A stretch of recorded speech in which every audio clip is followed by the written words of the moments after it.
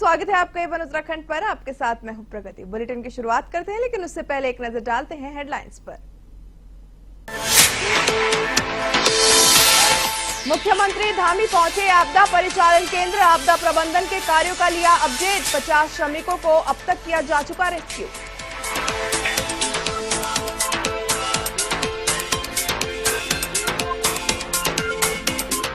समारोह पूर्वक मनाया गया उपनल का स्थापना दिवस। सैनिक कल्याण मंत्री का ऐलान। विदेश में युवाओं को नौकरी दिलवाएगी सरकार।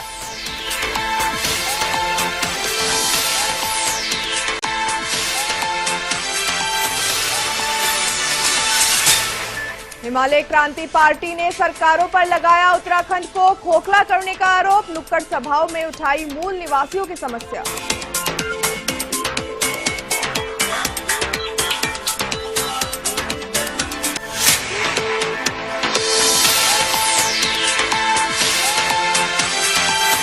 बुलेटिन में अब खबरों का रुख करते हैं विस्तार से। उत्तराखंड के चमोली के माना में हुए हिमस्खलन में अभी तक 50 लोगों को रेस्क्यू किया जा चुका है। इनमें 4 लोगों की मौत हो चुकी है और वहीं अभी भी 4 लोगों को ढूंढने के लिए सर्च अभियान जारी है। इसको लेकर लगातार मुख्यमंत्री मॉनिटरिंग कर रहे हैं। तो आज एक बार फिर से सीएम पुष्कर सिंह धामी आपदा परिचालन केंद्र पहुंचे और अधिकारियों के साथ बैठक की। इसके बाद मीडिया से बातचीत करते हुए मुख्यमंत्री ने कहा कि 4 लोगों को खोजने के लिए जीपीआर थर्मल इमेजिंग कैमरा, उसके साथ साथ और तकनीक का इस्तेमाल किया जा रहा है। और क्योंकि कल भी मौसम को लेकर अलर्ट है, इसको लेकर सभी को अलर्ट किया गया।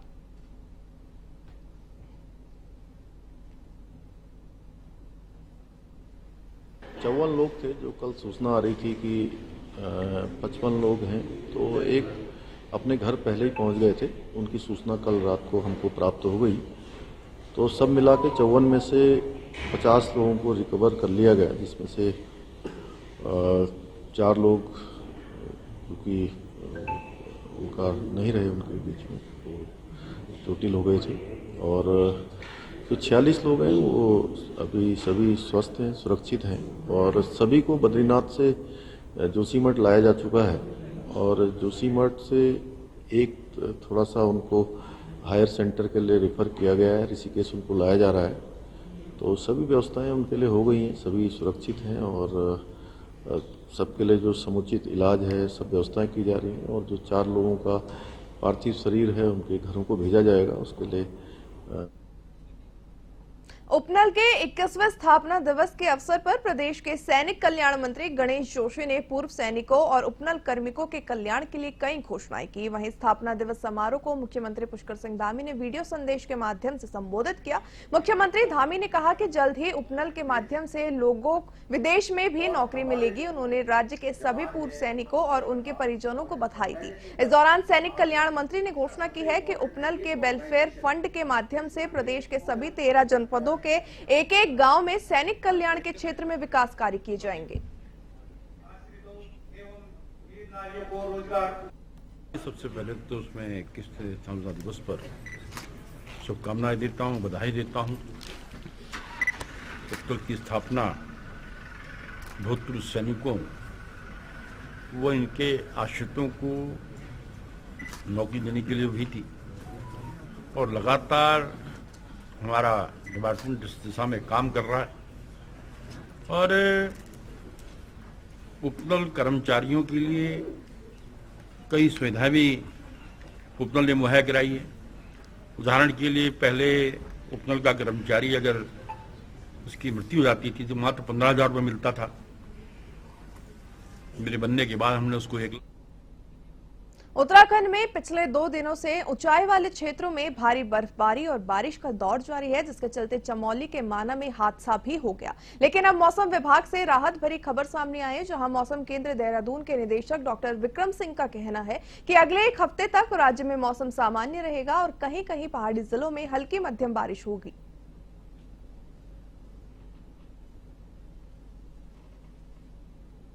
मौसम के लिए अगर 1 वीक तक की मैं बात करूं तो कोई विशेष अब एक्टिविटी है नहीं।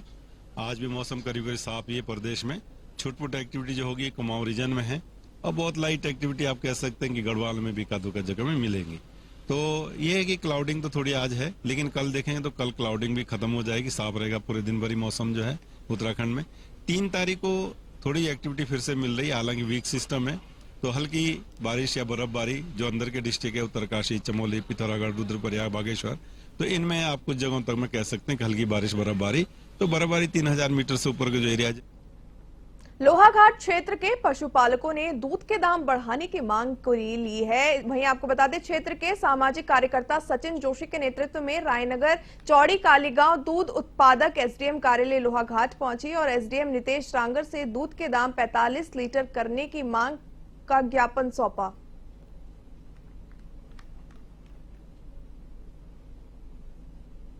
कुछ तो महंगाई हो गई है, घास महंगा है और ये खली महंगी है, गिट्टी महंगी है, चौकर भी महंगा है, सब कुछ महंगाई है। जिस हिसाब से जैसी महंगाई हो रही है, दाने में, चारे में, हम सूखा चारा ले रहे हैं, ये सैलेस ले रहे हैं, उसमें भी पूरा महंगाई मिल रही है और हमारे दूध में बिल्कुल भी बढ़ोतरी नहीं हो रही है। समस्त लोहाघाट के पशुपालक आए हैं, उनका कहना है कि हम जो दूध मार्केट में देते हैं उसका रेट हमें सही नहीं मिल रहा है, तो उसके लिए हम व्यापार मंडल और इनके साथ एक मीटिंग करेंगे और जो भी इनकी हेल्प होगी, जिस तरह से भी इनको हमारे पशुपालकों को मदद होगी, उसमें पूरा प्रयास करेंगे। इसमें हमारे व्यापार संघ और व्यापारी और सब हमारे पशुपालक आकर एक दूध के महंगाई के देखते हुए दूध के रेट हर वर्ष बढ़ाए जाते थे और विगत 2-3 वर्षों से यह कार्यक्रम यहाँ नहीं हो पाया था। जो क्षेत्र के मातृशक्ति है, हमारे बुजुर्गवाद हैं, जो पशुपालक हैं, उनकी समस्या को देखते हुए आज उपजिलाधिकारी महोदय से भेंट वार्ता कर योग नगरी ऋषिकेश के पास मुनिकेरेती स्थित गढ़वाल मंडल विकास निगम के गेस्ट हाउस में इंटरनेशनल योग फेस्टिवल का शुभारंभ किया गया। मुख्य अतिथि कैबिनेट मंत्री सुबोध उनियाल और परमार्थ निकेतन के परम अध्यक्ष स्वामी चिदानंद मुनि महाराज ने योग फेस्टिवल पर आयोजित कार्यक्रम में दीप प्रज्वलित कर इंटरनेशनल योग फेस्टिवल का शुभारंभ किया। इस दौरान कैबिनेट मंत्री सुबोध उनियाल ने कहा कि हर साल 1 मार्च से 7 मार्च तक योग फेस्टिवल का आयोजन किया जाता है, तो इस वर्ष भी ये योग फेस्टिवल 7 मार्च तक चलेगा, जिसमें देश ही नहीं बल्कि विदेशों से भी योगाचार्य और योग साधक पहुंच रहे हैं। ये वर्षों से उत्तराखंड में, उत्तर प्रदेश के समय से, जब उत्तर प्रदेश के अंग होते थे हम लोग, यहाँ पर अंतर्राष्ट्रीय योगा दिवस मनाया जाता है और ये उसी कड़ी में इस बार भी इसमें देश विदेश के योग साधक यहाँ पर आते हैं और योग के बारे में सभी लोग अपने विचार रखते हैं। देखिए, योग हमारा ये क्षेत्र जो है मुनिकेरेती, ऋषिकेश, स्वर्गाश्रम, तपोवन, ये योग की जननी है और देश में योग की राजधानी भी है। यहाँ से ऋषि मुनियों से लेकर तमाम साधु संतों ने हमारे उत्तराखंड के अंदर, चाहे वो बद्रीनाथ हो, केदारनाथ हो, गंगोत्री हो, यमुनोत्री हो, तमाम जगह यहाँ पर योग साधना करके परमात्मा की प्राप्ति की। तो योग परमात्मा की प्राप्ति का साधन भी है, योग हमारी आत्मा भी है और योग हमारी राष्ट्रवाद का प्रतीक भी है। और आज योग के माध्यम से जहाँ पूरी दुनिया को हमने एक संदेश दिया भारतीय योग शिक्षा का, योग विद्या का, उसी तरह हमने देखा कि नई शिक्षा नीति में भी योग को एक विषय के रूप में स्वीकार किया गया और अभी योग उच्च शिक्षा में पढ़ाने का काम। जनपद टिहरी के देवप्रयाग थाना क्षेत्र तहत एक बुलेट बाइक चोरी का पुलिस और एसओजी की टीम ने खुलासा किया। चोरी करने के आरोप में 2 युवकों को पुलिस ने गिरफ्तार कर जेल भेज दिया है। आरोपियों के पकड़े जाने से कर्णप्रयाग में एक अन्य वाहन चोरी का भी खुलासा किया गया। पुलिस कप्तान आयुष अग्रवाल ने बताया कि देवप्रयाग में बुलेट चोरी होने की सूचना पर पुलिस ने मुकदमा दर्ज किया और बुलेट चोर को पकड़ने के लिए देवप्रयाग के एएसआई योगेंद्र शर्मा और एसओजी प्रभारी ओमकांत भूषण को जिम्मेदारी सौंपी गई। अपनी जिम्मेदारी को बखूबी निभाते हुए दोनों अधिकारियों ने अपनी टीम के साथ चोरों को गिरफ्तार किया। क्योंकि पिछले माह थाना देवप्रयाग पर एक शिकायतकर्ता द्वारा अपनी बुलेट चोरी होने के संबंध में तहरीर दी गई थी, जिस संबंध में मुकदमा पंजीकृत करके थाना देवप्रयाग और एसओजी की एक कंबाइंड टीम बनाकर इनको घटना के वर्कआउट के लिए लगाया गया था। और इसमें हमारी जो एसओजी की टीम है, इनके द्वारा इसको काफी सीसीटीवी का एनालिसिस किया गया, साथ ही जो टेक्निकल डेटा था उसका भी एनालिसिस किया गया और उस आधार पर 2 अभियुक्तों को गिरफ्तार किया गया है, जिनके कब्जे से जो चोरी की गई बुलेट मोटरसाइकिल बरामद। आगामी 30 मार्च 2025 से शुरू होने वाले चैत्र नवरात्रि के अवसर पर कुमाऊं के सुप्रसिद्ध मेले में शुमार चैती मेले के आगाज से ठीक 1.25 माह पूर्व काशीपुर में मां बाल सुंदरी देवी के नगर मंदिर से ध्वज यात्रा बड़ी धूमधाम के साथ निकाली गई, जो कि मोहल्ला पक्काकोट स्थित मां बाल सुंदरी देवी के नगर मंदिर से शुरू होकर मुख्य मार्ग से होती हुई मां के चैती मंदिर पर पहुंची और परंपरागत धार्मिक अनुष्ठान के बाद वापस नगर मंदिर आकर समाप्त हुई।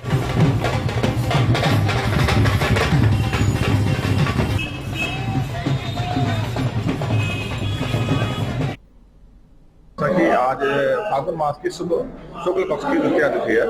हमारे परंपराओं के अनुसार में आज माता जी की ध्वज यात्रा निकाली जाती है।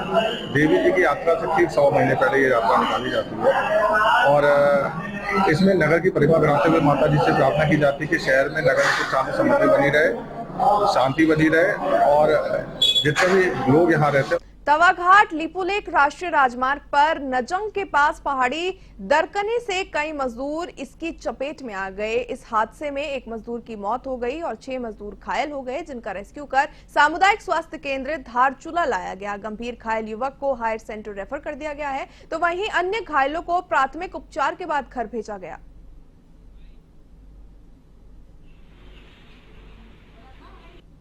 काशी चट्टान टूट गया।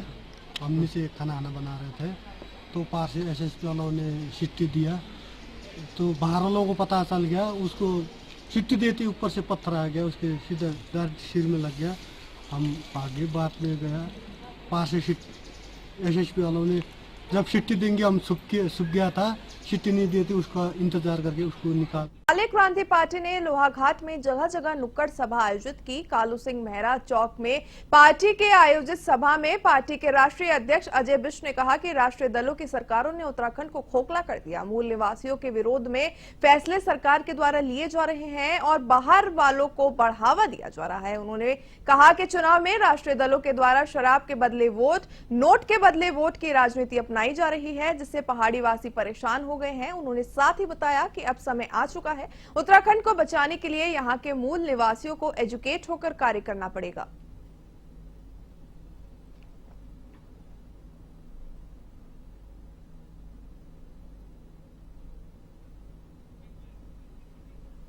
किच्छा पुलिस की ओर से डिस्ट्रिक्ट कोऑपरेटिव बैंक के चुनाव के दौरान कांग्रेसी नेता हाजी सरवर यार खान को धक्का मारकर कोतवाली में बंद किए जाने से नाराज कांग्रेसी और किच्छा विधायक तिलकराज बेहड़ सीओ कार्यालय के बाहर धरने पर बैठे हैं। बेहड़ ने किच्छा कोतवाल को हटाने की मांग उठाई। कोतवाल को न हटाने पर एसएसपी कार्यालय पर प्रदर्शन करने और सड़कों पर उतरने की चेतावनी दी गई। इस दौरान विधायक बेहड़ ने किच्छा पुलिस पर सरकार के एजेंट के रूप में काम करने समेत कई गंभीर आरोप लगाए। आपको बता दें, उन्होंने चेतावनी दी है कि जब तक किच्छा कोतवाल को नहीं हटाया जाएगा तब तक उनका आंदोलन इसी तरीके से जारी रहेगा। साथ ही उन्होंने बताया कि 6 मार्च को एसएसपी कार्यालय के बाहर प्रदर्शन भी किया जाएगा।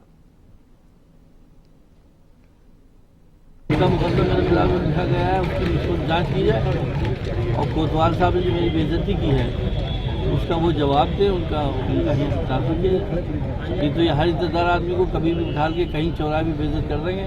कोतवाल सत्ता का एजेंट बनकर काम करना ये नहीं चलेगा। लोकतंत्र में सबकी बात सुननी पड़ेगी।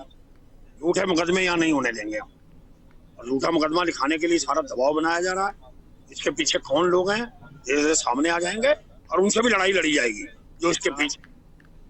ग्राम विकास मंत्रालय की ओर से सरस आजीविका मेले की शुरुआत की गई। यह मेला 10 मार्च 2025 तक चलेगा। इस मेले में करीब 20 से अधिक राज्यों के 250 स्टॉल लगाए गए हैं। मेले में लोग सांस्कृतिक कार्यक्रमों के साथ साथ अलग अलग राज्यों के व्यंजनों का भी लुत्फ लेते नजर आए। आपको बता दें, सीडीओ नैनीताल अशोक कुमार पांडे ने कहा कि उत्तराखंड, राजस्थान, उत्तर प्रदेश समेत कई राज्यों के स्वयं सहायता समूह द्वारा अपने उत्पादों का प्रदर्शन और विक्रय किया जा रहा है। मेले में बच्चों के मनोरंजन के लिए भी फन पार्क बनाया गया है। ऐसे में मेले में उत्तराखंड की संस्कृति के भी रंग प्रदर्शित किए गए।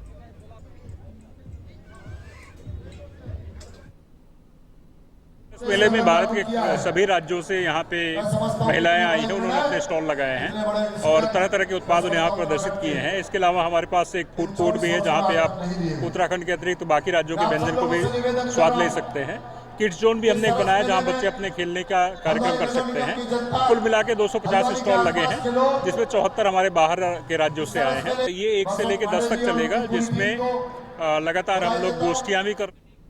योगनगरी ऋषिकेश में ड्रग विभाग की टीम ने एम्स के निकट शिवाजी नगर में मेडिकल स्टोरों पर अचानक छापेमारी की और छापेमारी की सूचना मिलते ही कई मेडिकल स्टोर संचालक अपने अपने स्टोर पर ताला जोड़कर फरार हो गए। ड्रग विभाग की टीम ने 5 मेडिकल स्टोरों पर छापेमारी की कार्रवाई को अंजाम दिया है, जबकि कई मेडिकल स्टोर पर ड्रग विभाग की टीम ने जांच के बाद अपनी रिपोर्ट तैयार की, लेकिन जो कमियां मेडिकल स्टोर पर ड्रग विभाग की टीम को मिली उस पर विभाग के अधिकारी पर्दा डालते हुए नजर आए। अधिकारी मीडिया के सामने कर्मियों को उजागर करने के बजाय रूटीन निरीक्षण की बात कहकर वापस लौट गए। ऐसे में अधिकारी केवल इतना ही बोले कि जो कमियां मिली है उन्हें उच्च अधिकारी के सामने प्रस्तुत किया जाएगा। हमारे अपर आयुक्त महोदय के द्वारा जो है टीम बना करके इसी केस में एम्स के आसपास जो भी मेडिकल स्टोर्स और जो ढाबे वगैरह जो खाद्य पदार्थों की दुकानें उन सब की जांच करने के लिए भेजा गया था और इसके तहत हम लोगों ने जो है 5 मेडिकल स्टोरों की जांच की है और कुछ मेडिकल स्टोर जो है बंद करके चले गए और फूड विभाग द्वारा भी हमारे साथ इसमें जांच में सम्मिलित होकर के अपने फूड लाइसेंस से संबंधित उनकी जो है वो देखी गई है, जांची परखी गई है। एवन उत्तराखंड में फिलहाल के लिए इतना ही। मुझे दीजिए इजाजत और तमाम खबरों के लिए बने रहिए एवन टीवी के साथ।